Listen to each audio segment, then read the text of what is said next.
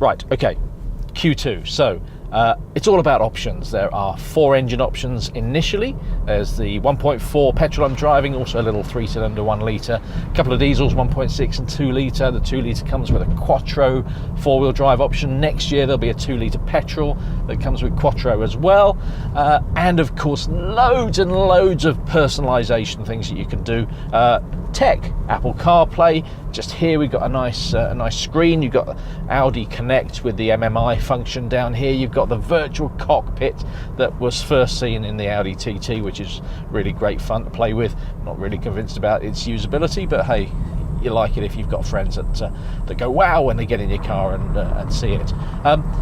In addition to that, lots of safety kit is actually standard. Autonomous emergency braking, which is good news. You can get adaptive cruise control as well. But more than all that, it's about the styling in this car. Inside you can have accents on the seats and on the dash, and the quality is, as you'd expect, it's Audi quality. It's pretty good. But outside, 12 exterior colours, contrasting roof options. You've got standard SE, Sport and S-Line trim levels, and different ways to personalise even the C-pillar blades that add a little bit of R8 to the car. You can have them in carbon fibre.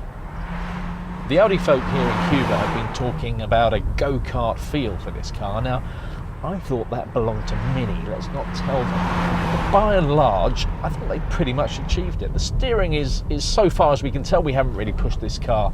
It's pretty good. It's the same system as you'll find on the Audi S3. Of course, underneath it's that old MQB system, which underpins everything in the Volkswagen group. But grip seems pretty good, and the ride, these roads, pretty much like the UK, are horrible.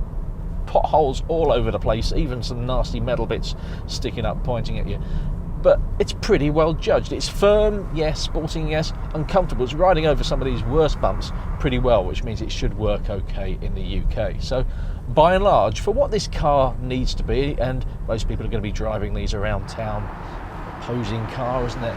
For what it needs to be, it does feel fairly sporty, it does feel fairly good, and I quite like it.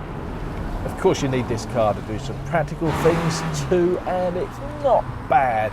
Room in the back, Audi says is similar to the A3. I think it's a little bit less actually. Good headroom, but can I sit behind myself? I'm about 6 foot tall, and yes, just with a bit of a squeeze. Wouldn't want to be there for too long. 3 across is going to be really tight, but the boot's pretty good. The boot is only slightly smaller than the Q3, and you can fold the seats down and get a flat floor as well. So in terms of what it needs to do practicality wise, it's not the most spacious car in the world, but doesn't really need it.